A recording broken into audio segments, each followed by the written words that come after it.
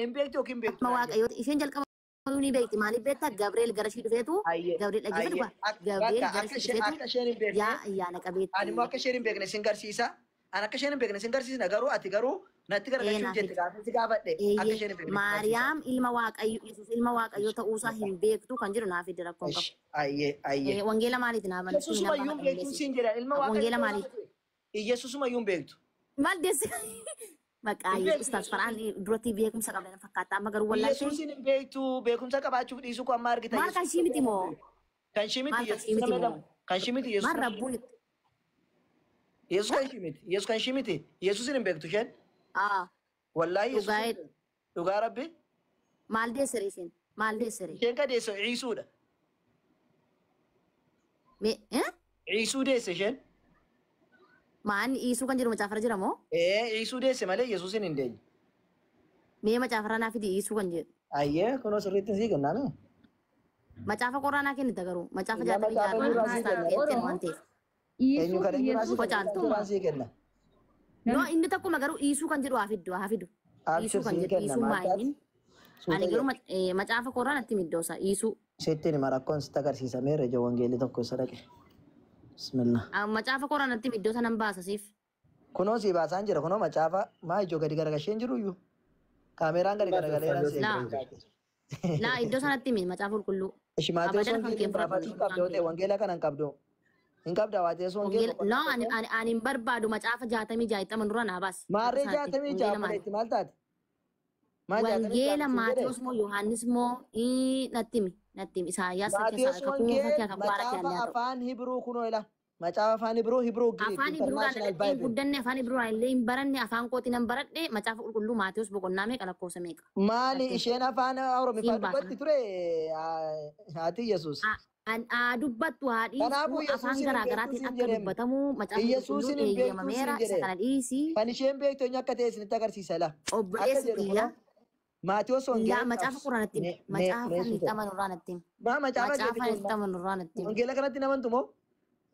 Oke, ayah afan rumora na basi. Waraabadhaa ishee wangeela kanatti nama jennaan. Wangeela kanatti nama isheen jette waraabadhaati. Warra Ibruu faana haasa'e kan. Isaan yoo argattu afaan isaanii beektaanaan warra Ibruu faana haasa'e warra Armaakiyaa faana haasa'e. Qo'isuuta jedhe. Anaan nan laallatu. Yesuus ka jedhu hin beektii naan jettee hin beektuu siin jedhee. Obboleessi kiyya afaan itti waaqessaa jiru macaafa qulqulluu irraa 66 sana keessa afaan Oromoo. Macaafa afaan Ibruun fudhadhuu naan jedhe Yesuusin hin beektu siin jedhe Yesuus kan shimiti siin jedhe. Afaan Ibruu miti afaan Ibruutti dhaladhee hin guddanne afaan macaafni qulqulluun haadhaan jirfamu kan jedhu hin jiru. Ilma ishii Iisuu jettee waan ta'e malee Yesuus jedhamu hin beektu siin jedhe isheen. Iisuu miti isheen irraa buun jettee waamteetti macaafa qulqulluu keessatti. Eessa jettee waamteetti garuu Yesuus jettee waamneeni. Eeyyeeno. Garuu Yesuus jettee waamneeni. Fidati doonte macaafa qulqulluu kana. Amanaa jiru iddoo bisii kan ragaa baaftan sanarraa. Lakkoofsa 21 irratti Iisus jetteeti kan ishee waamtu malee yookaan immoo maqaan jiru asirra macaafa qulqulluu irra hin jiru. Kunoo siifan baasa hin jiru. Isa gisee kan baaftetti dhalootatti agarsiistu. Maaloo? Isuma afaanuma Oromoo sana fidi. Ma afaan Oromoo maali? Afaan Oromoo meediin Itoophiyaa isin hin jenneen? Maali ani afaan kootiin malee afaan namaatiin macaafni qulqulluun yookiin amantaan kenni aadaa nama baatee dhufu Maariyaam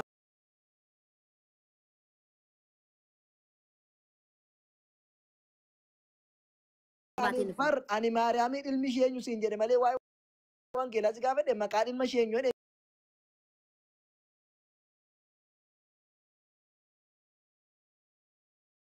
Si gaafadheen. Afaanii miti kaa'amu macaafni qulqulluun afaan hin maqaa ilma ishee jechuudha. Isaa jechuun maal jechuudha? Isa jechuun maal jechuudha? afaan warra Giriikotaati. Afaan warra Giriikotaatiin hiikaan isaa maalidha? Hiikan qabu. Iisu jechuun. Maqaan hiikan qabne hin jiru. Iisu jechuun hiikan qabu naa kennira maqaan Iisu jechuun akka keessanitti maa Yesuus. Hiikan qabu kan jiru eessa argite? Akka keessanitti maa Yesuus jettee immoo gaafatanii amma gaaffii kun dhiyeessitee macaafa Iisu jechuun dhaggeeffadhu ilaali.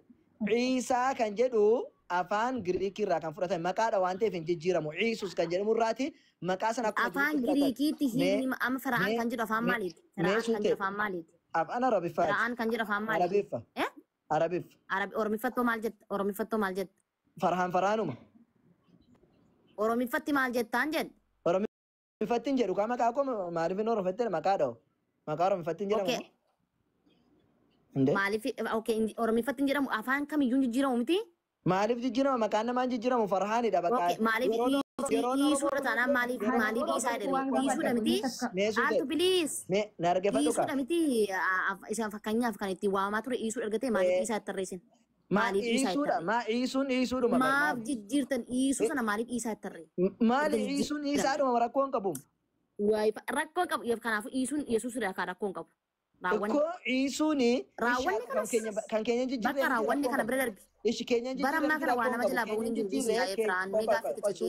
Suute keenyan jijjiirree miti rakkoon qabu. Quraanni of danda'a macaafa guutuudha waan ta'eef jijjiirus dhiisus. Kan keenya illee akkasuma. Kan kee garuu baay'iliin otoo danda'atiin maajii macaafarra fiidee deeggaree amma kan quraan of danda'a. Kee baay'iliin qoyka. Keenya quraana guutuudha waan ta'eef Iisaadhuma jedhee nu bu'e guutuutti. Kan kee garuu kan haati ittiin waamaa turtee fi kan eenyu maqaan isaati Allahumma salli Muhammad kan Gabreeliin dhufee ittiin ishee himaa ture yookiin gammachiisaadha ture dhiisuudha. Yesuusin hin beektu. Kanaafuu usta amanaa dhufte Farhaan. Okay. Rabbiimti keessan kun iyyuu inni jijjiiraa jechuudha. Fakkeenyaaf kan maqaa kana Gabreelitti kan hime eenyudha? Kana moo isa kan dhiisu jedhumoo? Ani maalin beeka namatti hime waan ajaa'ibaa sana miti kan nu ajaa'ibe. Okay. Fakkeenyaaf akkamitti waamaa turte isheen? Maalin beeka ree waan keellike waan jedhan jedhe malee ani eekeleetu itti meeqa jedhe. Quraana irratti moo Iisaa maqaan Iisuu Iisaadha jedhee sun itti mee? Quraana irra ani kan macaa keessatti mee quraanni maal gochaa ta'a akkasii waan akkasii maal oduu mandara keessa maal godha quraanni natu qoratee bira ga'e malee. Maqaan isaa sababa dadhabina kee iddoo oduutti hin geessin oduun mandara kee illee iddoo jiru jira waan dubbachisuu barbaade. Maqaan isaa akkas ture jechuun oduu mandara keeti quraanni jireenya lubbuu namaatiif dhufe malee Yesuus maqaan isaa akkas ture kun akkas ture nutti muuf hin dhufne. Oduu mandara keessaa mitaanaan siin kabaja kalas. Yaatiin majeeqee na buusuuf itoo gaaffii kontoomee. Rabbii faanii tokko miti rabbiin waan jireenya anaaf siif ta'uuf. Sagaleen kee hin jiru abbo. Na bilbilamee naannoo olirraa qabe abbo namni maaliif akkana jeequ hin beeku. Rabbi subhaanahu wa ta'aalaati waan jireenya anaaf siif ta'u tokkoof kaa'a malee dhufeetu maqaan Yesuus namni akkas jedhee itti baasee maqaan isaa akkas ture ani immoo akkas hin jedhee waan akkasii nutti himnu. Rabbi walumaa galatti. Maaliif isa immoo fakkeenyaaf amma waan kaafiroonni jedhan maaliif fuudhee oduu mandara keessaa fuudhee Nabii Muhammad odeessere? Isa immoo maaliif akkasitti odeesse beektaa? Namoonni irra caalaa ilma namaa gabbaraaru waan ta'eef ilma namaa walumaa galatti ilma namaa kanan gabbariinaa dhee nutti hime. Iddoo kamitti jira ilma namaa gabbariinaa kan jedhu quraana irraa meera gaanaa fiti ilma namaa gabbariinaa kan jedhu. Ilma namaa jechuun immoo laqati kafara qaalu inna Allah jedhee almasiixu Iisa. Ilma namaa gabbaraaru kan jedhu mee quraana irraa naa gaanaa. Isaan ilma namaa miti moo? Rakkoon qabu isa nuti jennu miti rabbiin Allahan keessan kan jedhu. Quraana keessatti maa Iisaan alayhi salaam ilma namaa miti moo? Ilma namaa kan jiru naaf idin jedhe isaan ilma namaa ta'u ilma rabbiillee haa ta'u I don't know. Maa ilma bineensaa jedhe? Isaan abbaan wanta sayyuu hin beeku. Isaan beektu? Isaan beektu ati. Amma qoe dhaggeeffadhu. Isa kana ilma namaa gabbaruu kan jedhu ragaa naaf fidetti. Maa Yesuus ilma namaa miti siin jedhe? No la ustaas Farhaan isa ofii kee loojikii hedhiisi kaa? Loojikii koo miti maa Yesuus ilma namaa miti moo? Oh my God. Ilma waaqayyooti fakkeenyaaf no isaan beekun isaan beeku ifam isaan muka tamaraa jalatti dhalate hin beeku muka macheessa sana jalatti. Yesuus akka ta'e sigarsiisu Yesuus isaati Jeesus jechuu akka ta'e sigarsiisu yeroo hiikamu. Laa quraana keerraa Yesuus kan jedhu natti agarsiisi. Sigarsiisa. Quraanarraa. Yesuus osoo hin taane Jeesusiin sitti agarsiisa Jeesus. Laaki quraanarraa natti agarsiisiin jedhe. Quraanarraa sigarsiisa Jeesus ka jedhu maal. Quraanarraati kunoo kun quraana miti Jeesus ka jedhu sigarsiisa qoy. Jesus afaan Oromoodhaan fidi. Afaan Oromoodhaan. Haadha qorqoorroo ati gaaffii yeroo gaafattu. Abboo haadha qorqoorroo naan hin jedhiin qabsiiti haadha qorqoorroo miti ani. Obboleetti caaltu maqaa koo sirreessi.